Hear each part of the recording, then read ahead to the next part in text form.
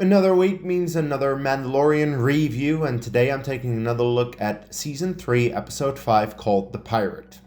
Pirate? Now, if you saw my review for Episode 1 of this season, you know that I really don't like the pirate storyline in this season. I'm hunting with wobbly-legged, rum-soaked pirates! Alright, that's enough Pirates of the Caribbean, but despite the fact that I don't like the storyline, there are elements about this episode that I like, quite like the other episodes in this season, where overall I might not be the biggest fan of the episode, but there are elements that I do like, and if you've been following me for a while, you know exactly what I'm pointing at. But, let's just get into the review of this episode right now. So the episode starts on Nevarro, where Pizza the Hut now decided to attack the planet. And yes, I will be calling him Pizza the Hut for the remainder of this review, because just look at him. Just look at it. It's the same. It's the exact same. So Greef sends a message to Carson Teva, and we get to easily my favorite part of the episode, the Adelphi New Republic outpost, because, well, we get live-action Zeb. Gera Zeb Aurelios? Oh, come on! When I first watched this episode, I was kind of clocked out because I didn't much care for this season overall, and I saw where this was heading with this episode, so I was like, whatever. And then Zeb shows up, and the moment that I heard his voice, I'm like, oh my god, it's Zeb. I could not believe that it was actually him. You know what the thing was? When I was trying to remember this episode before I had actually watched it, I was like, is this the episode where Zeb appears? Yes, it is. This is how forgettable this episode is. The fact that I am a huge Rebels fan, I love Zeb, and I forget what episode he's in The Mandalorian. What the one episode is that he appears. And, he's gonna be in the movie now. So it's like, yeah, this episode is just so forgettable overall. But this part I really like. But the thing is, upon rewatch, I also now realize, wait a moment, this is actually an important location now. Because the Adelphi base, this outpost, we see in the trailer for the movie. So we're gonna visit this place more often now, of course also in the remainder of this season, but it becomes an important location considering that this is the first episode that showed it. It's like, oh, that's actually pretty cool. But that's about all the praise I can really give the episode. After this, Carson goes to Coruscant, he asks for help for Nevarro, he doesn't get it. We quickly see Elia Kane though, who might be the second best thing in this episode as far as I'm concerned. I'm reaching for something in this episode. I want to give it any kind of credit, but it's difficult. It really is not easy to find something I really like in this episode. But then on Nevarro, we see that Greef has gotten the people from Nevarro out of the city, and this is honestly a very small group.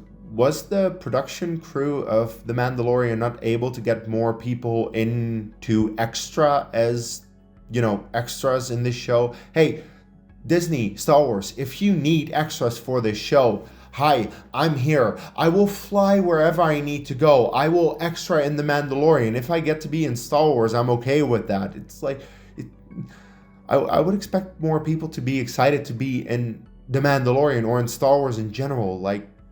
Was it so difficult to get more people? This is like a handful. This doesn't even seem like it fits in all the buildings in this city. What the hell?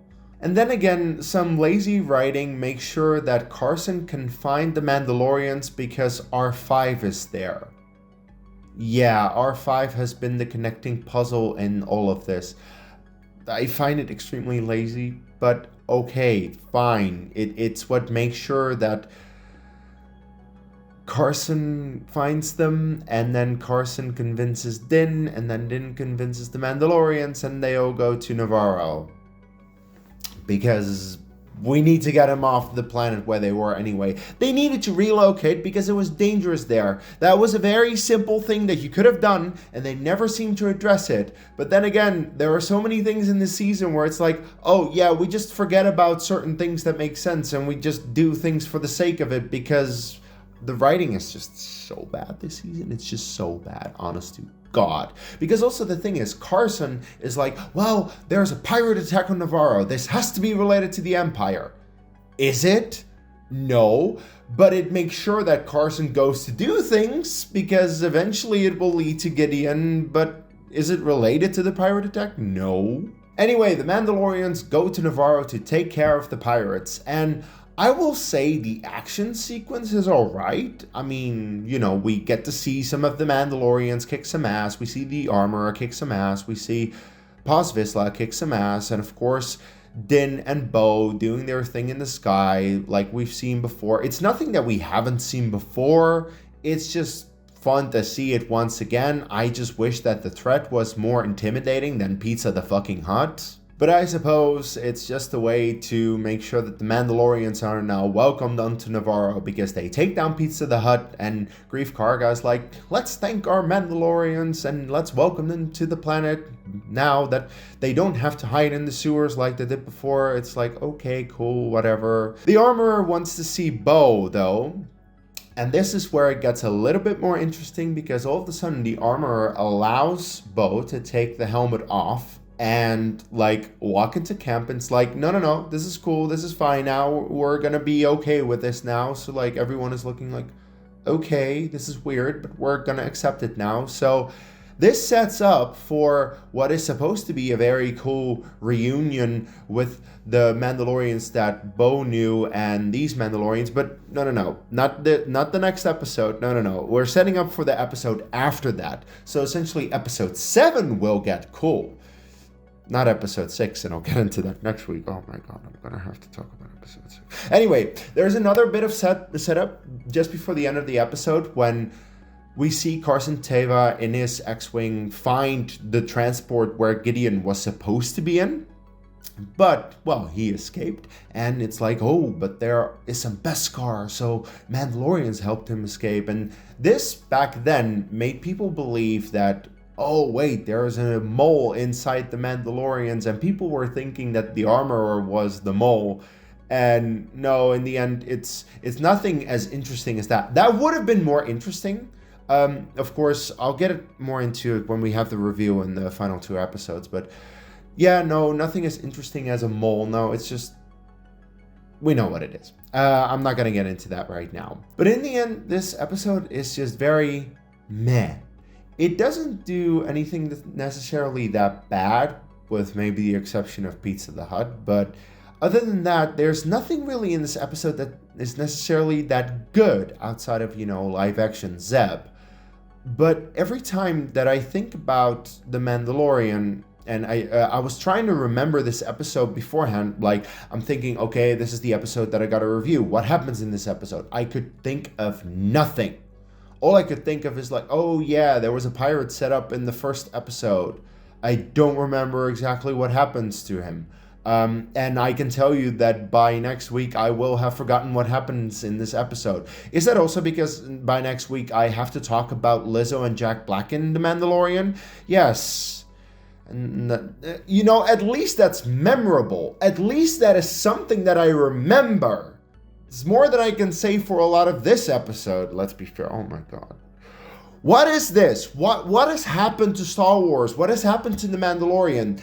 The Mandalorian used to be a great show, and now it's just completely forgettable or either terrible. In whichever way, it's not a good thing anymore.